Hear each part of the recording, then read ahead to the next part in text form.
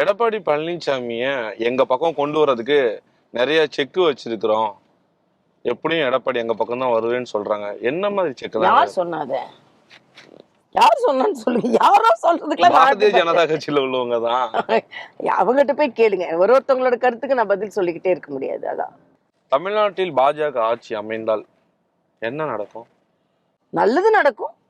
குஜராத்ல நல்லது நடந்து கொண்டு இருக்கிறது, மத்திய பிரதேசத்துல நல்லது நடந்து கொண்டு இருக்கிறது. ஆக அதே மாதிரி நல்லது நடக்கும், அவ்வளவுதான். இன்னைக்கு கர்நாடகால ஏன் காங்கிரஸ் கவர்மெண்ட்டை கொண்டு வர நாமெல்லாம் ஏற்பாடு செய்தோம், மக்கள் கவலை அளிக்கிறார்கள். அதனால ஒன்னே ஒண்ணுதான் நான் சொல்றேன்.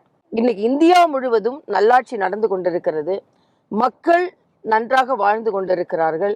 2026 தேர்தல் நமக்கு வாழ்வா சாவாங்கிற மாதிரி தான் இருக்குன்னு அதிமுக பலரும் சொல்லிட்டு இருக்காங்க. பாஜகவுக்கு இது என்ன மாதிரி? நான் ஒரு டாக்டர், நான் சாவான்ற வார்த்தையை நடுக்க மாட்டேன். வாழ்றதுதான் எல்லாரோட குறிக்கோளாகவும் இருக்க வேண்டியது. யாரும் ஒரு தேர்தல்ல தோத்துணும்னு செத்து போயிட போறது இல்ல.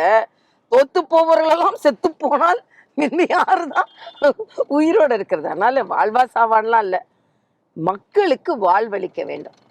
மக்கள் இன்று மிகவும் துன்பப்பட்டு கொண்டிருக்கிறார்கள். இன்னைக்கு ஒரு பள்ளியில பாலியல் பிரச்சனைகள், கல்லூரியில பாலியல் பிரச்சனைகள். நீங்க இன்னைக்கு ஒரே ஒரு கம்பேரிசன் பண்ணுங்க. இதுக்கு முன்னால இவ்வளவு பிரச்சனைகளை நாம சந்தித்திருக்கோம். ஏன்னா குற்றவாளிகள் ஊக்கப்படுத்தப்படுகிறார்கள், குற்றவாளிகள் அரவணைக்கப்படுகிறார்கள்.